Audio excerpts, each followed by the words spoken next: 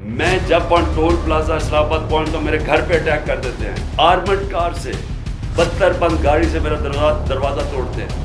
اور یہ جو آپ نے دیکھا ٹرک سے اترتے ہوئے نامعلوم یہ سفید کپڑوں میں، یہی لوگ میں نے جب میں جوڈیشل کمپلیکس میں میرا قتل کرنے کا پلان تھا وہاں اسی طرح کے لوگ تھے. یہ بے ضمیر آدمی، اس کو شرم نہیں آئی کہ وارنٹ نکال رہے ایک ٹرسٹ کے اوپر، ایک ٹرسٹی ہونے پہ.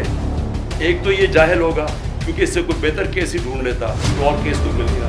اور مجھے خطرہ ہے، میں سب کے سامنے کہنا چاہتا ہوں اس کے اوپر تشدد کریں. کیا لوگ چونکیاں ہیں؟ کیا لوگوں میں عقل نہیں ہے؟ کیا لوگ بیوقوف ہیں کہ جدھر آپ لگائیں گے ادھر لگ جائیں گے؟ 18 تاریخ کو مارچ کو جب میں اسلام آباد جاتا ہوں میجسٹریٹ کے عدالت میں جب وہاں ٹول پلازا اسلام آباد پہنچتا ہوں میرے گھر پہ اٹیک کر دیتے ہیں آرمڈ کار سے، بدتر بند گاڑی سے میرا دروازہ توڑتے ہیں. لاہور ہائی کورٹ کے فیصلے کے بغیر، بلکہ لاہور ہائی کورٹ کا فیصلہ ہوتا ہے کہ صرف 2 آدمی آ سکتے ہیں سرچ وارنٹ کے ساتھ، فیصلہ تھا ان کا. 45 لوگ یا دروازہ توڑ کے پولیس والے کر کے سب کو گھر لوٹنا، جو چیز ملی چوری کی، تباہ کی، لوگوں کو مارا دھاڑا، ہڈیاں توڑ دی بیچارے لوگوں کو، اٹھا کے لے گئے لوگوں کو. اکیلی بشرا بیگم یہاں تھی. ہم نے پھر بھی آرڈر نہیں کیا. غصہ مجھے بہت تھا. میں یہ آپ کو کہوں کہ مجھے کبھی بھی غصہ آیا ہے کہ خاتون پردہ دار اکیلی گھر میں بیٹھی ہیں اور چاروں طرف آوازیں آ رہی ہیں، اوپر نیچے پولیس کہ وہ مار رہے ہیں، وہ چیخیں ان کی آوازیں آ رہی ہیں کھڑکی کے باہر، لوگوں کو مار رہے ہیں ڈنڈوں سے. اکیلی خاتون، کوئی شرم کوئی غیرت نہیں تھی ان میں. سب سے زیادہ مجھے غصہ تب تھا. یہ کیس کہتے ہیں جناب آپ نے القادر یونیورسٹی سے فائدہ اٹھایا ہے. القادر یونیورسٹی ٹرسٹ ہے، اس کے سارے آڈیٹڈ اکاؤنٹس ہیں، وہ سارے آپ کو پتہ ہے. بتائیں کدھر سے فائدہ اٹھایا؟ وہ کوئی نہیں بتا رہا. یہ نہیں نیب بتا رہی فائدہ.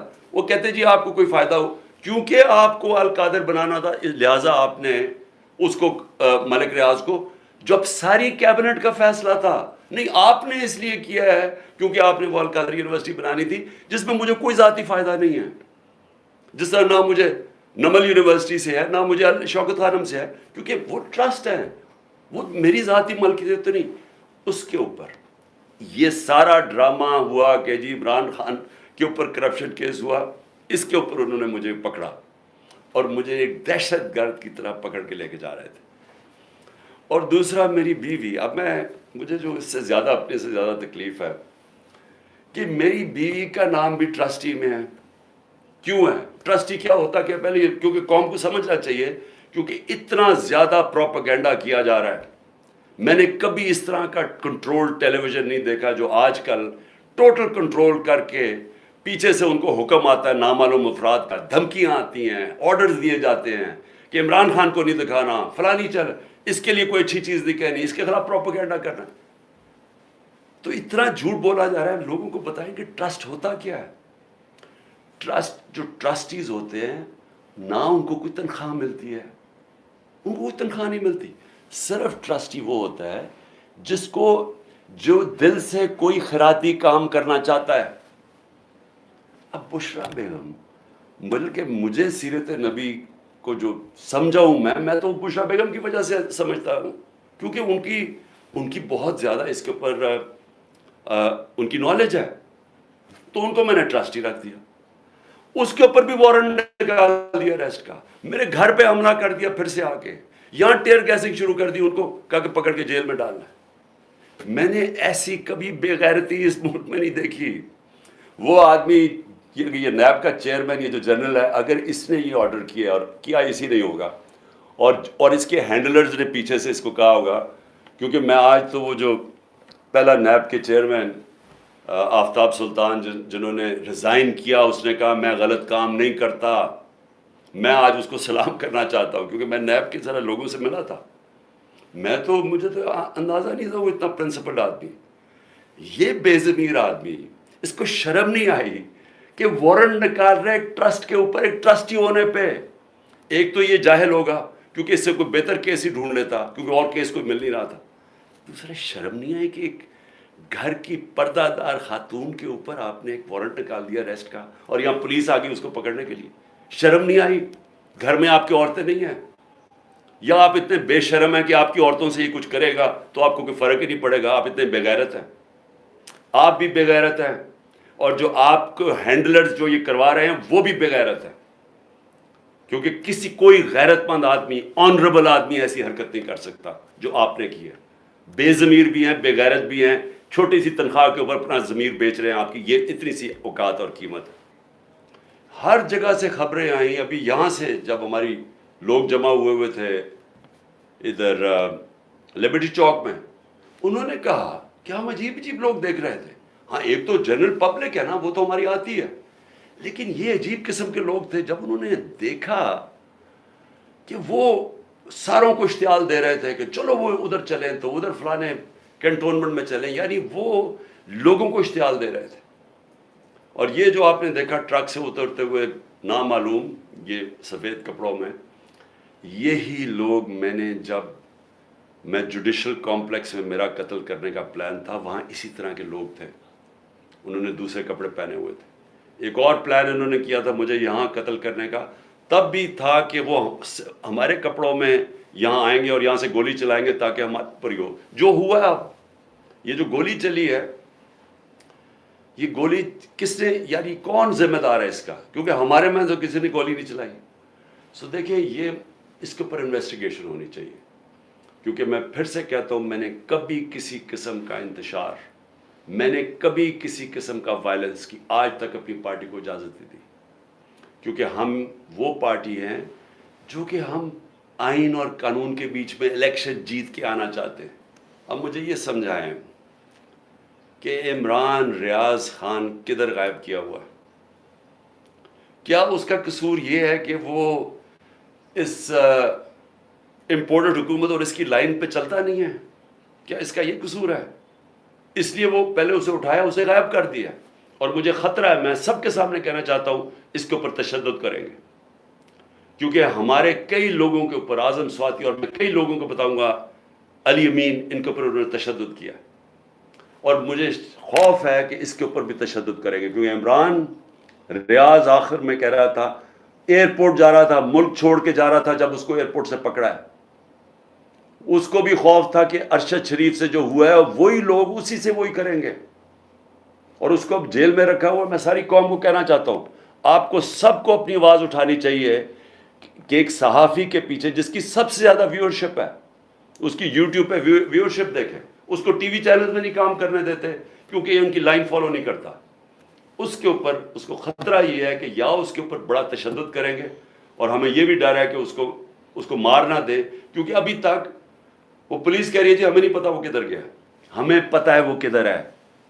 مجھے پتا ہے وہ کدھر ہے، اور اس کے اوپر کچھ ہوا تو پھر یہ لوگ ذمہ دار ہوں گے، وہی جنہوں نے ارشد شریف کا قتل کیا تھا، جو ذمہ دار ہیں میرے اوپر، جنہوں نے قاتلانہ حملہ کروایا تھا، پھر اس کو بھی اٹھا کے لے گئے، اور یا مقبول خان کو، بزرگ آدمی ہے، یعنی ٹھیک ہے، وہ اس کی اپنا رائے ہے، اس کی اپنی فالوئنگ ہے، کیونکہ وہ آپ کی آفیشیل لائن کے ساتھ نہیں ہے، کیونکہ وہ بھیڑ بکریوں کی طرح آپ کی لائن پہ نہیں چل رہا، کیونکہ وہ کنٹرول نہیں ہے، اس کو اٹھا کے لے گئے۔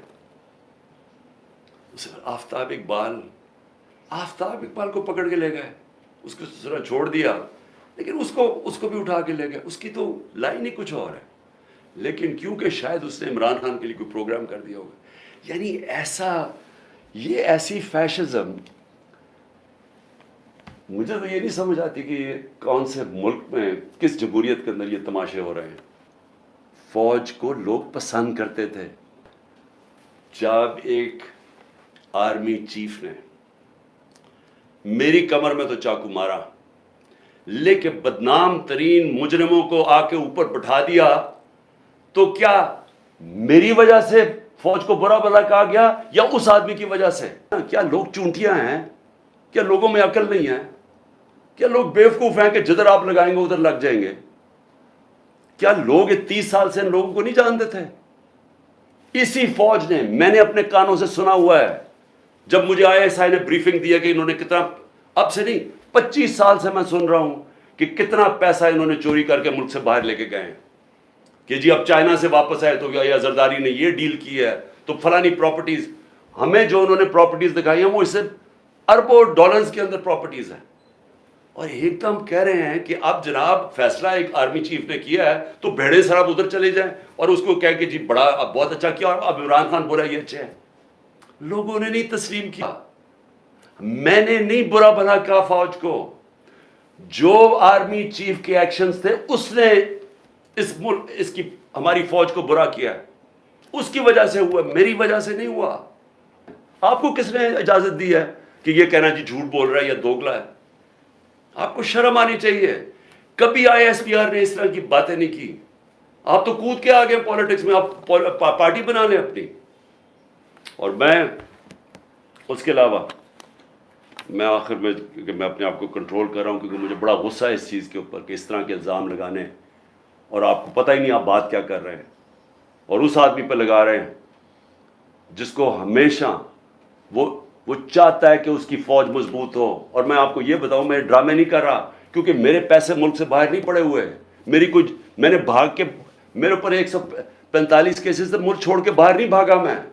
میں نے یہ نہیں کہا کہ مجھے ای سی ایل پہ نہ ڈالنا، کہ میں ڈالو مجھے ای سی ایل پہ، میں جانا ہی نہیں چاہتا ملک سے باہر.